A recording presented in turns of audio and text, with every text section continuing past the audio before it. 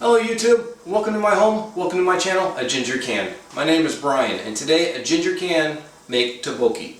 It's a traditional hot and spicy Korean stew kind of thing. My wife absolutely loves it. That's her go-to meal after a long stressful day of work. She normally works 6 to 7 days a week, and halfway through her string I'll make this so she has it for a couple of days and it just helps her relax. It's a really good dish and you can make it as spicy as you like.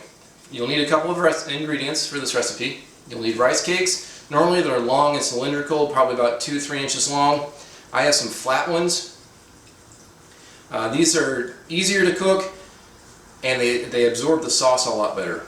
We also have some fish cake, which this is vegetable fish cake. I imagine it's vegetables that's pressed down and flavored with fish sauce, or they might actually be feeding fish vegetables and then flattening them out. I don't know, could be either or. Like most traditional soups and stews in Korea, you'll need some dried boiled anchovies. Get the largest ones you can find. These are the medium-sized ones. And some dried kelp.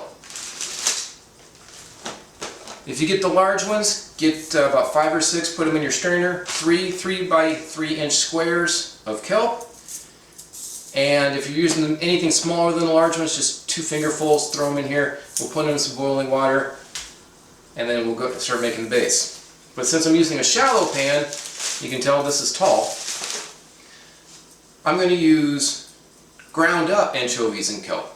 My wife got anchovies and kelp from her mother 6 years ago, and we were very slow to go through it. So to help kind of speed up the process and not make it as unfresh as it can be, I ground it up. I'm going to put it in a tea bag, and that's going to sit better in the pot instead of the strainer. You also need some gochujang, which is hot Korean paste. You can find that in most Oriental markets. I'm using corn syrup, but you can use sugar or honey. Honey works just as well. You'll need some red Korean pepper flakes, about a tablespoon of that. If you can't find that, then crushed red pepper should work, or any other pepper flakes that you might have.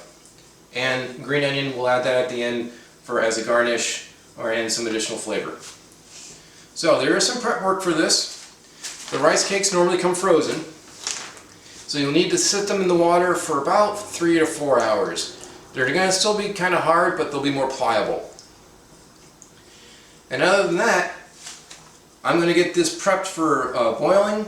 We got to get the stock started, and that's going to take about 15 minutes on high heat to boil and get the flavor out of the anchovies and the kelp. So let me get that started.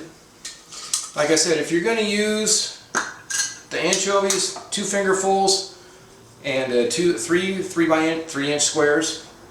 This, I'm just going to dump a bunch of this in here. Probably should have done that in the pot. Now, I started putting this in the tea bags because my original attempt at this was I just dumped it in the water and let it boil. It didn't change the flavor, it didn't make it taste bad, but it left a really strange texture to it, and I was not very fond of that. So that's why I'm using the tea bag this time. And I had about 4 cups of boiling water in this. That just helps speed up the process. We'll get most of it in here. I'm going to start with 3 cups and see how it plays out. You can always add more water, but you can't take it out if you put too much in, because then you're just taking out the flavor of the stock. So I'm going to put this off to the side. I'm not going to use this. Now we're going to prepare the pepper paste.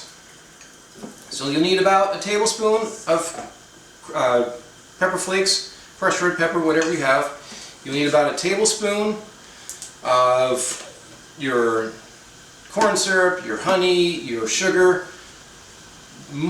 Sometimes a little bit more. It's to taste. You don't want to add more than 2.5 tablespoons of this. It gets really sweet and it throws off the flavor. And as you can tell, my measuring is very exact and precise. That's a little bit more than a tablespoon. And you'll need 1/3 of a cup of the pepper paste. And I need a spoon. When I first started making Korean dishes, I was very exact. I was on the spot every time. And measuring out 1/3 of a cup using standard measuring cups is a real pain. So that's about 1/3 of a cup. And we'll get this mixed up. It's not a lot of fun. It can get messy. So just be patient and you'll get it mixed up just fine. There we go. That's about the consistency we're looking for. So there's just enough corn syrup and pepper paste to make a real good mixture. Okay. Put that off to the side. We're going to cut up some fish cakes now. I usually use 3. I got 2 out. I'll get another one. Let them thaw a little bit because they're easier to cut that way. Knife. And for this, these puff up a lot, so don't cut them too large. I like, smaller, more manageable bites of this. So I'll cut, that's about 1 inch, 3/4 of an inch to 1 inch, and then I'll cut that into thirds. And I do my best to not leave any fingers inside. So there's that. Rotate this and just roughly cut. It doesn't have to be exacted.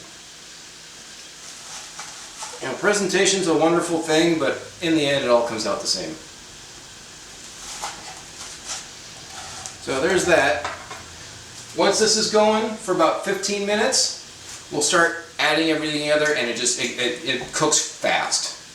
So I'll be back in about 10 minutes and we'll start throwing things in a pot. I'll move the camera over so you can see what I'm doing. I'll catch you in a minute. Okay, I'm back. I moved the camera over so you can see what we're doing here at the stovetop. We're up to a boil. We've got a good color in the water, but I noticed that my tea bag experiment hasn't gone as well as I wanted it to. I still have floaties. An alternative that you can do instead of using this or the strainer method is just throw the anchovies and kelp in the pot, which I'll probably do next time because this is not working out. And then you're going to have to fish them out later. Get it? Anchovies, fish. Anyway. Because you don't want to eat that. The kelp's very thick, it's very tough to digest, and you really don't want to be eating that kind of anchovies. So what I'm going to end up doing with this is I'm going to filter it through a paper towel and strainer to get all the little floaties out to make it a much better texture. Like I said, it doesn't affect the taste, but it leaves little grainy bits in your mouth, and that's not pleasant. So I'm going to do that real fast, and then we'll get to combining everything. I'll be right back. Okay, I just strained it out. I don't know if you can see this very well, but that's the color that you're looking for. It's kind of a greenish, brownish green color. So we're going to add this back to the pot, the pan. Dump some of it over on the stove. Got the bulk of the floaties. We'll get this back up on high heat. And we're going to add the fish cake, which is completely thawed now. And I neglected to mention this, but you need about a pound of rice cake. Either a rice cake that you use, you need about a pound of it. More or less, depending on how much you want to make. And like I said, this is about 4 cups of water. I think I put 3.5 in, just to see how it plays out, because you don't want this to be a soup. You want this to be thick and kind of creamy texture. So we'll get this back up to a boil. While that's going, I've got my green onions here. And you want real nice long green onions. And this is, what, 5-6 inches? I'm going to cut this in 3-inch strips because you want that. And the thicker stem parts, not the green leafy stuff, I'll cut that in half so they break open. And I just stabbed myself.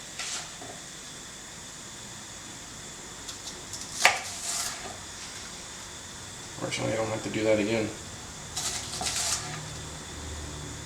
Get this back up to a boil and then we'll add everything else.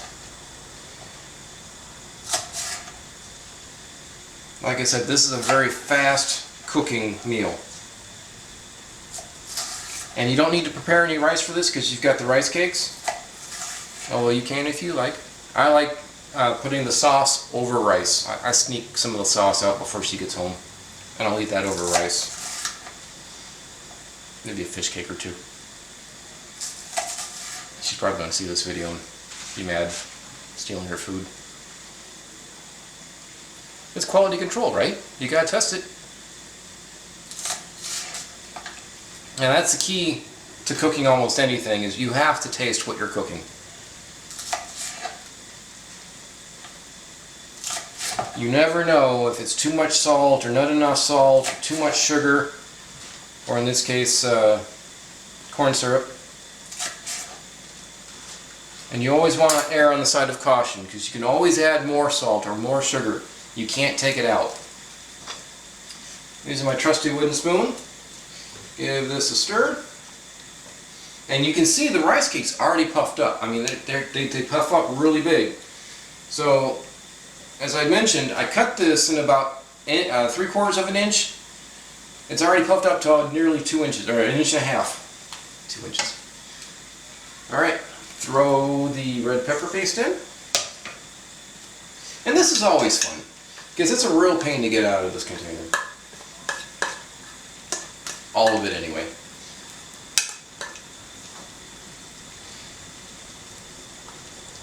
I swished the spoon in the hot boiling water to help clean it off a little bit more.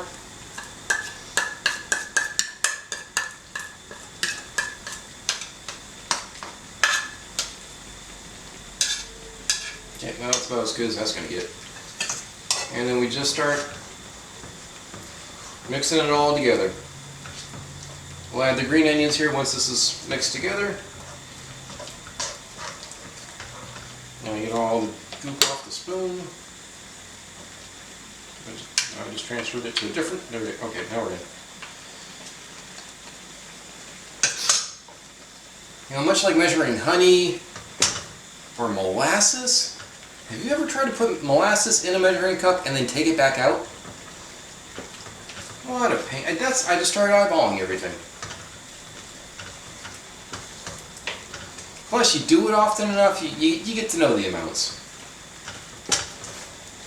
Okay, this is already plenty of water. You need this to cook down and become thick and saucy.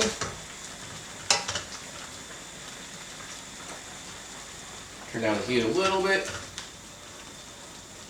I just splashed some onto the floor. And you gotta be careful, this stuff stains too, so be careful where you splash it.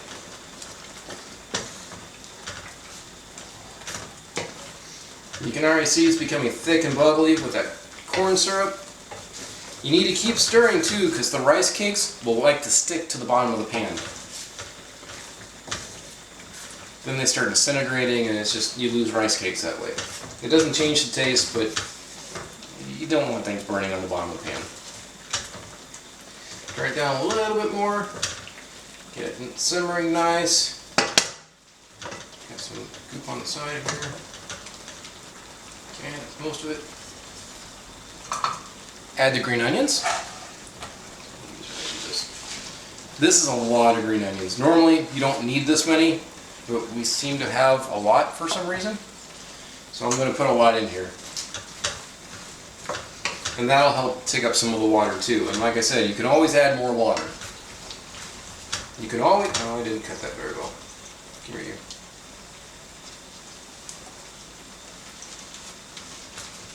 Again, I'm cooking this for my family. I'm not a 5-star chef. It's okay to lick my fingers. They're clean. I washed them before I started.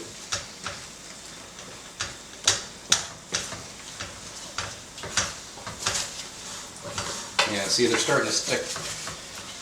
Okay, when it gets like this and everything starts to stick at the bottom, it's time for some more water.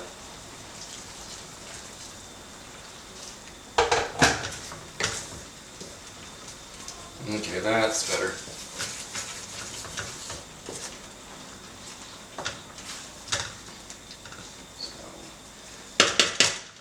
Now you want to cook this until it's nice and thick and bubbly, and the rice cakes are shiny.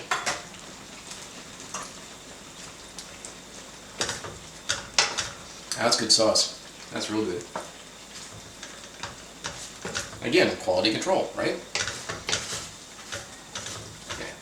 I might have to add a little bit more water, but I'm going to let this cook down for about 5 or 10 minutes, keeping an eye on it, stirring it pretty constantly so I don't get any stuck rice cakes at the bottom. And you want to do this in a non-stick pan. Stainless steel, or I love cast iron, but do not do this in cast iron. It's a disaster.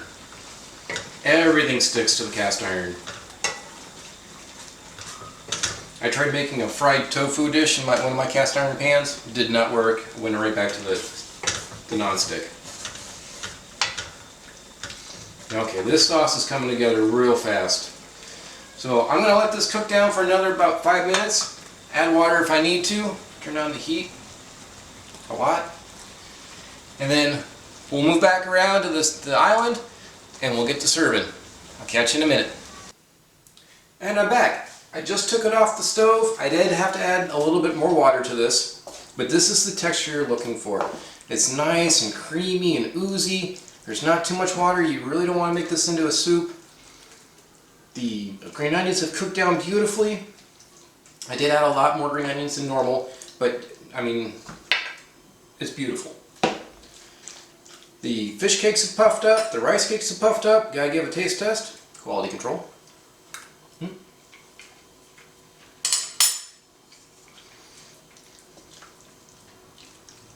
The rice cakes are nice and chewy. That sauce is spot on. I like spicy food, so it's good for me.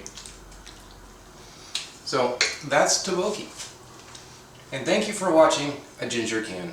And today we made Tteobokki, a traditional Korean spicy dish that my wife absolutely loves. It's probably fair to say she loves this more than she loves me. But I go through the pains of making it for her because she does work very hard. And I appreciate that. Little things like this that I can do to make her life a little better, so be it. I hope you found this enjoyable. Please like, share, and subscribe. I will have the recipe down below. I'll type it out so you don't have to scribble while you're watching this. Most Oriental markets would have all the ingredients, depending on where you live, if you even have Oriental markets where you live. And that's all I got for today. Thank you again for watching A Ginger Can. And if a ginger can do it, I believe you can too.